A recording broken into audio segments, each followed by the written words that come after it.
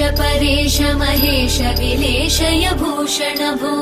साम्ब सदाशिव शम्भो शङ्कर शरणं मे तव चरणयुगम्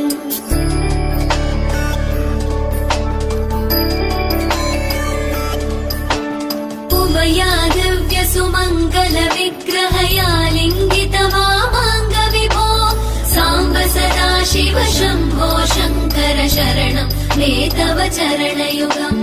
दूरीकुरु मामज्ञमनाथं दूरी